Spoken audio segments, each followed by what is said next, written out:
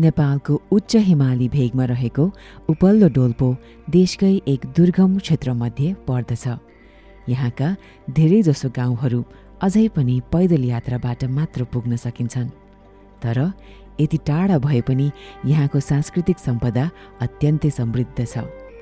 परम्परागत बस्ती तथा गुम्बा, छोर्टेन, मानी पर्खाल जस्ता भौतिक सम्पदाको बनावटले यस क्षेत्रको कठोर वातावरणलाई दर्शाउनुको साथै यस क्षेत्रमा बस्ने मानिसहरूको सामाजिक र सांस्कृतिक जीवनलाई पनि झल्काउँछ।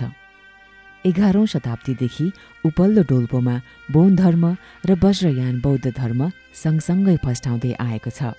यहाँका गुम्बाहरू प्राचीन बौद्ध ग्रन्थहरूको महत्त्वपूर्ण स्रोत मानिन्छन्।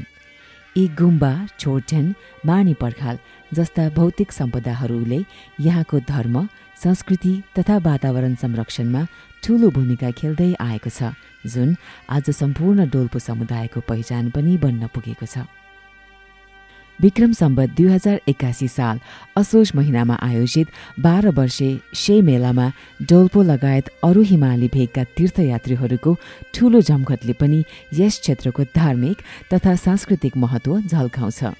डोल्पो, मुगु, मुस्ताङ, मनाङ लगायत ठाउँहरूबाट आएका तीर्थयात्रीहरूले पवित्र सेलरी रुक्दा क्रिस्टल माउन्टेनको कोरा गर्नुका साथै उच्च बौद्ध र बौद्ध धर्मगुरुहरूको प्रवचन सुन्ने मौका पाएका थिए। धार्मिक क्रियाकलापको साथसाथै रोमाञ्चक घोडा दौड र धनुर्विद्या प्रतियोगिताको आयोजना पनि गरिएको थियो। हामीले उपल्लो डोल्पोको धार्मिक संरचनालाई 4 भागमा वर्गीकरण गरेका छौँ। गुम्बा, लाखाङ र कोर्खाङलाई मठीय भवन, छोर्टेन, क्याग्नी, लाथोर र तेन्कारलाई पूजास्थल, मेन्थाङ र स्याग्लालाई मानी पर्खाल तथा मानी लाखोर, खोर्चेन र छुइखोरलाई मानी चक्र अन्तर्गत समावेश गरेका छौँ। जलवायु परिवर्तनको असरले उपल्लो डोल्पोमा चरम प्रभाव पारेको छ। अनियमित मौसम परिवर्तन र अत्यधिक वर्षाले जीविकोपार्जन र परम्परागत भवन र संरचनाहरूलाई ठूलो क्षति पुर्याइरहेको छ।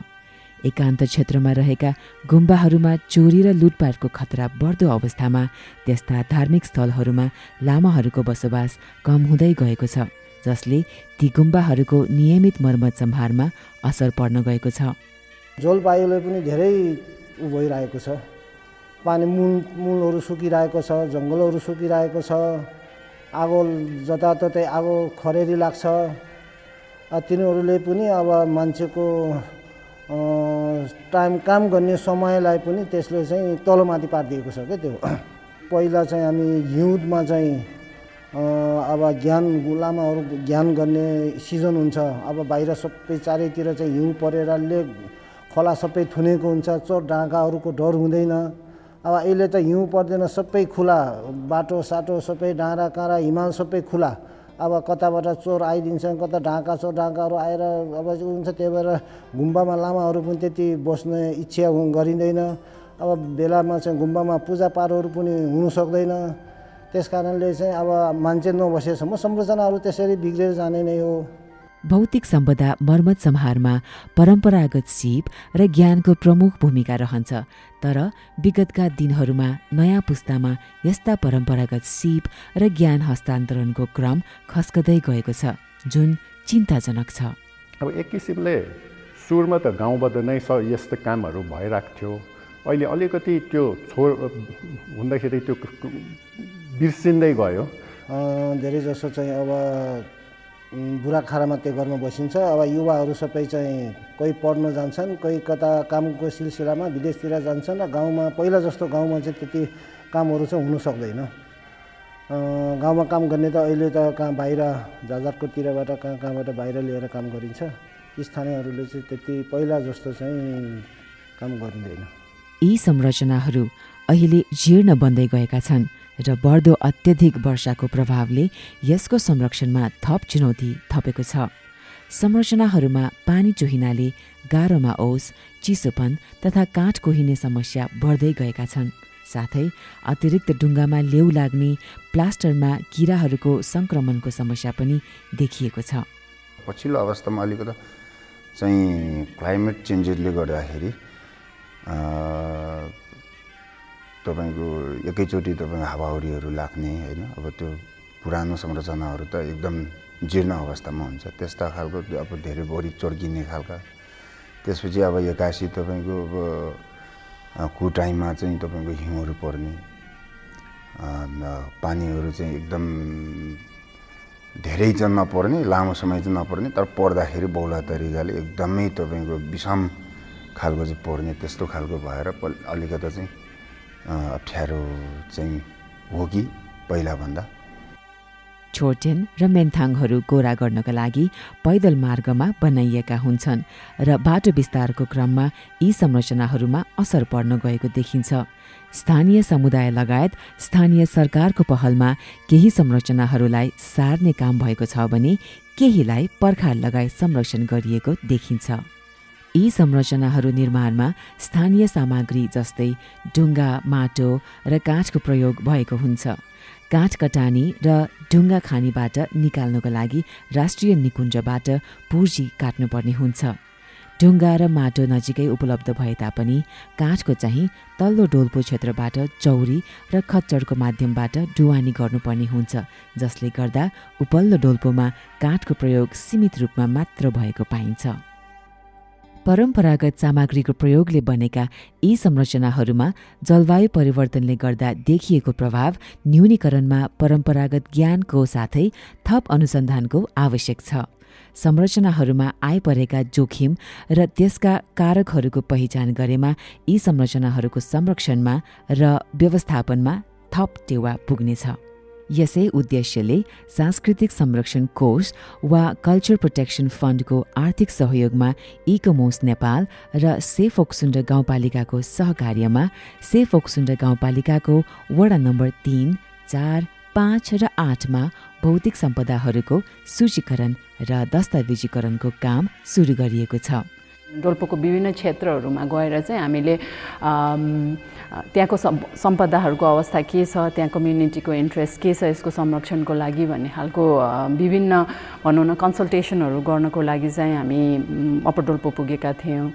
यही सम्बन्धमा चाहिँ यो वर्ष 2024-2025 मा चाहिँ कल्चर प्रोटेक्सन फन्ड अन्तर्गत को यो प्रोजेक्टमा चाहिँ हामीले त्यहाँ आइडेन्टिफाई भएको सबैभन्दा महत्त्व सम्पदा संरक्षणको लागि व्यवस्थापनको लागि चाहिँ हामीले सम्पदाहरू कहाँ छ, के छ, कस्तो अवस्थामा छ र त्यसको भनौँ न व्यवस्थापन अहिले कसरी भइरहेको छ भन्ने कुरा चाहिँ बुझ्नु जरुरी थियो। यो भौतिक सम्पदाहरूको चाहिँ एउटा इन्भेन्ट्री भन्नाले चाहिँ तिनीहरूको पहिचान गर्ने काम अहिले हजुरहरूले गर्नुभएको छ। त्यो राम्रो लाग्यो, किनभने अब यसले भावीका दिनमा सबै निकायहरूलाई आफ्नो सम्पदा संरक्षण काम गर्ने निकाय होस्, पुरातत्व विभाग होस्, स्थानीय तहको गाउँपालिका होस् र उनीहरूले पनि अब विभिन्न प्रोजेक्ट होस्, तिनीहरूले अब संरक्षण यो सम्पदा संरक्षण सम्बन्धी कामहरू गर्दाखेरि अब यसले कहाँ चाहिँ के छ, कसको स्थिति कस्तो छ र कति छ भनेर यो इन्फर्मेसनहरू सबै यो इन्भेन्ट्रीबाट आउने भएकोले यो चाहिँ धेरै राम्रो र उपयोगी पनि हुन्छ।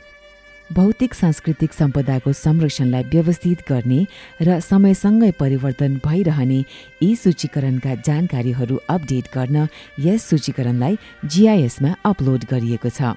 यस कार्यको निरन्तरताको लागि गाउँपालिकाका 2 कर्मचारीलाई GIS सम्बन्धी आधारभूत तालिम तथा 4 वडाबाट 8 जना स्थानीय युवाहरूलाई सूचीकरणबारे तालिम दिएको छ। यस परियोजना अन्तर्गत 200 भन्दा बढी समुदायका सदस्यहरू तथा जनप्रतिनिधिहरूलाई विभिन्न कार्यशालामा संलग्न गराउँदै भौतिक सम्पदा व्यवस्थापनको लागि कार्य, प्रक्रिया र आवश्यकताहरूको रेखाङ्कन पनि गरिएको छ। इकोमोस र ब्रिटिस काउन्सिलको पार्टनरसिपमा नै भनौँ कि अब आर्थिक सहयोगमा चाहिँ यो GIS ट्रेनिङ गर्नुभयो, यो चाहिँ धेरै राम्रो लाग्यो। GIS ट्रेनिङले चाहिँ विशेष गरी अब गाउँपालिका र संस्थागत संस्थाहरूले आफ्नो प्रोजेक्टहरू काम गर्दाखेरि त्यो GISबाट धेरै त्यो जियोग्राफिकल डिटेलहरू त्यो भौगोलिक अवस्थाको जानकारीहरू गराउन सक्ने भएकोले यसमा हामीले विशेष गरी माथि लिनुभएको सेफोक्सुम्दो गाउँपालिकाको 3-4वटा वडाको चाहिँ इन्भेन्ट्री फर्म पहिला लिनुभएको र त्यहाँबाट चाहिँ त्यहाँ भएको भौतिक संरचनाहरूको चाहिँ हामीले त्यो कुराहरू त्यो GIS म्यापिङमा राखेर र पछि प्रोफाइल बनाउन मिल्ने खालको सम्म चाहिँ हामीले बेसिक ट्रेनिङ लियौँ। त्यो चाहिँ धेरै मेरो व्यक्तिगत रूपमा पनि त्यो धेरै उपयोगी हो र म अहिले गाउँपालिकामा काम गरिरहेको छु। गाउँपालिकाको संस्थागत कामहरूमा पनि यसले धेरै सहयोग गर्छ भन्ने मलाई लागिरहेछ। वर्ल्डमा पनि एकदम इन्ट्रेस्ट देखाएको छ भन्दाखेरि यो GIS हामीले जुन गरेको छ अब त्यस्तो ट्रेनिङ गरेर गाउँपालिकाबाट नै यो कामहरू पनि जिम्मा लिने कुरा त भइराखेको छ, इन्ट्रेस्ट पनि देखिन्छ। तर चुनौतीहरू अझै बाँकी छन्। जलवायु परिवर्तनको असर अझै बढ्दैछ। नयाँ सडक निर्माणले अवसर र जोखिम दुवै ल्याइरहेका छन्। डोल्पो आधुनिक बन्दै जाँदा संरक्षण र विकासको सन्तुलन मिलाउनु आवश्यक छ। डोल्पोको सांस्कृतिक सम्पदा भविष्यका पुस्ताका लागि सुरक्षित राख्न स्थानीय समुदायको सक्रियता, स्थानीय सरकारको नेतृत्व, प्रदेश र सङ्घीय सरकारको समर्थनको साथै राष्ट्रिय र अन्तर्राष्ट्रिय संस्था र विज्ञहरूको प्राविधिक सहयोगको आवश्यक छ। अब फ्युचर प्लान भन्दाखेरि अब इकोमर्स नेपालबाट पनि हामीले फ्युचरमा पनि डोल्पोमा कन्टिन्यू काम गर्ने सोच राखेको छौँ। त्यसको साथसाथै यो इन्भेन्ट्री चाहिँ हामीले एज अ टेक्निकल सपोर्ट दिए तापनि भोलि फ्युचरमा पनि गाउँपालिकाले यसलाई कन्टिन्यू गर्नुहुन्छ भन्ने हाम्रो सोच छ। त्यसको साथसाथै हामीले जुन हेरिटेज रेजिलियन्स प्लानको कुरा गरेका छौँ त्यसलाई भोलि कन्टिन्युटीको लागि पनि हामीले भनौँ न सेन्ट्रल गभर्मेन्टदेखि लोकल गभर्मेन्टसँग चाहिँ कन्टिन्यू यो अन्तर्क्रियाहरू चाहिँ गर्ने नै छौँ। त्यसको लागि चाहिँ इकोमर्सको टेक्निकल सपोर्ट चाहिँ जहिले नै रहनेछ। अब यसलाई निरन्तरता दिनलाई त दिनै पर्छ होइन। भर्खर चाहिँ अब यो त सुरुवातकै कुरो चरणमा छ। त्यसले गर्दाखेरि हामीले निरन्तरता दिनुपर्छ र विशेष गरेर केही कामहरू गर्दा चाहिँ तपाईँको आर्थिकको कुराहरू पनि हुन्छ होइन। र आर्थिक मात्र नभएर फेरि जनशक्तिको कुराहरू पनि व्यवस्थापन गर्नुपर्ने कुराहरू छन् र अब त्यसमा चाहिँ हामी फोक्सुन्डो गाउँपालिकाको तर्फबाट अब मैले त चाहेको त तपाईँको पुरै अप्पर डोल्पा नै यस्तो गर्न पाए भए एउटै मोडालिटीमा चाहिँ ल्याउनु सकियो भने भोलि सबै संरचनाहरू बिस्तारै हामीले सुरुवातको कुरो त भयो, तर अन्तिम चरणसम्म हामीले कन्टिन्यू गर्नु पायो भने धेरै चाहिँ राम्रो हुन्थ्यो भन्ने कुरो सोच हो।